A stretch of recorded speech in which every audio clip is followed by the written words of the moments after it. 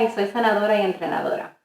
Y en este canal hablamos de tópicos de sanación y de inteligencia emocional y cómo podemos utilizarlos en el día a día para crear una vida más abundante y plena. El tópico de hoy es la manipulación. Y vamos a hablar un poquito de cuál es mi definición de la manipulación, cómo lo utilizamos en el día a día con algunos ejemplos y cómo podemos aprovecharla para vivir una vida que esté más en alineamiento con nuestro desarrollo espiritual. La manipulación en nuestra sociedad tiende a ser una mala palabra, o sea, se considera como una palabra sucia, como algo negativo, tiene una connotación negativa. Y yo pienso que mayormente eso tiende a ser porque asumimos que cuando una persona está tratando de manipular a otra o tratando de manipular una situación, lo están haciendo porque son malas personas o porque tienen malas intenciones. ¿Qué pensarían si yo les digo que la manipulación no es algo negativo? De hecho, en mi opinión, tiende a ser algo bien neutral. Para comenzar, les voy a dar la definición de mi mentor espiritual, Teal Swan, y cómo ella define la manipulación. Y la definición de ella es que la manipulación es simple y sencillamente el tratar de llenar nuestras necesidades de una manera indirecta. Tómense un momento para poder entender la profundidad de esa definición. Es el tratar de llenar nuestras necesidades de una manera indirecta. Yo creo que todos tenemos la capacidad y, más importante, la habilidad de manipular. De hecho, mi opinión es que todos lo hacemos en nuestra vida cotidiana casi diariamente. Simplemente es que a veces no nos damos cuenta ni siquiera de que lo estamos haciendo. Hay muchas maneras de manipular a otras personas o situaciones. Por ejemplo, hay veces que queremos hacer algo, queremos, por ejemplo, ir a cenar, pero nuestra pareja prefiere ir a una barra, etc. Y a veces generalmente tendemos a utilizar nuestras capacidades de manipulación en esas circunstancias para obtener lo que nosotros queremos. Es algo que pasa constantemente y es algo que es bien natural, es un aspecto bien natural del ser humano. Otro ejemplo que quiero utilizar es un ejemplo tal vez un poco más gráfico, pero es un ejemplo que es importante para demostrar cuán no negativo o cuán neutral es nuestra capacidad de manipulación. Por ejemplo, la mayoría de las personas que crecen en una situación de abuso, ya sea abuso de los niños en particular, que creen en una situación de abuso, ya sea abuso físico, abuso emocional, sexual, etc., tienden a crecer en un ambiente que es impredecible, un ambiente que es errático, un ambiente que es controlador, un ambiente que constantemente los invalida.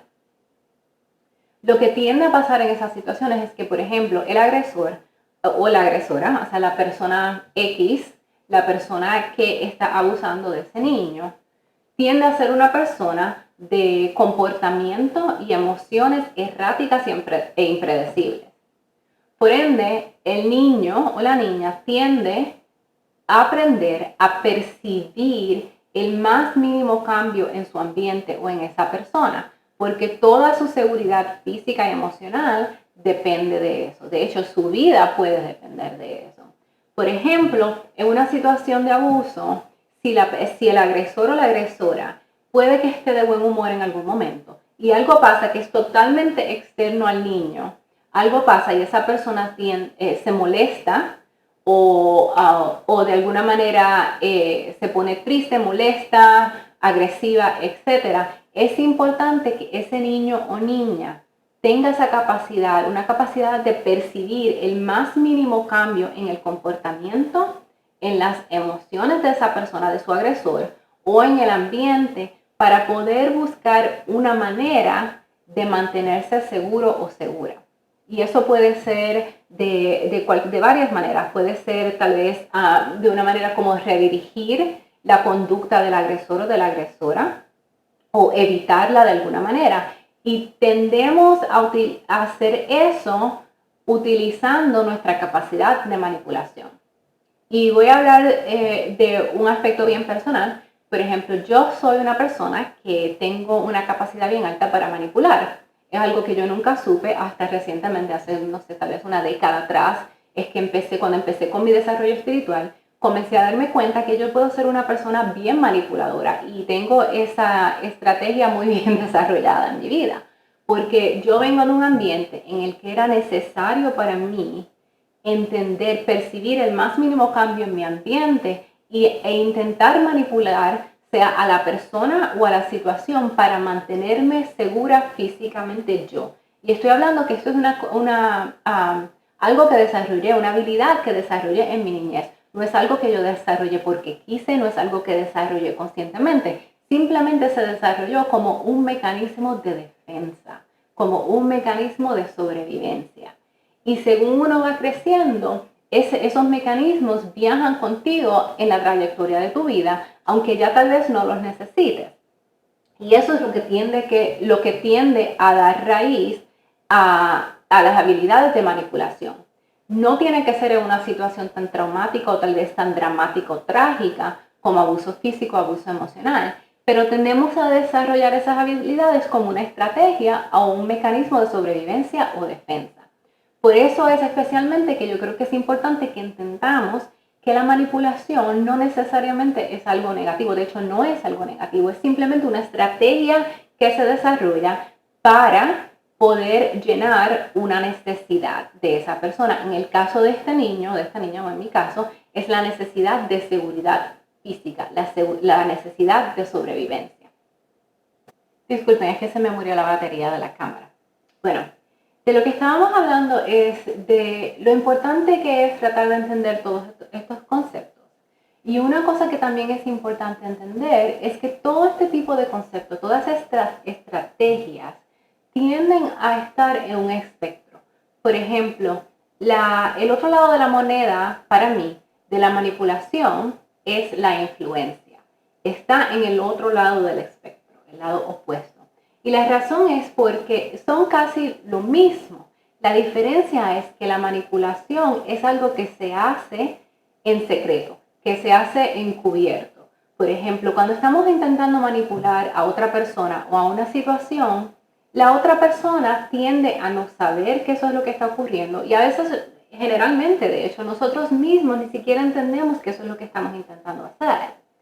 Por otro lado, la influencia tiende a tener el mismo uso. Estamos tratando de convencer tal vez a otra persona de algo o estamos tratando de llenar de una necesidad, pero lo estamos haciendo abiertamente.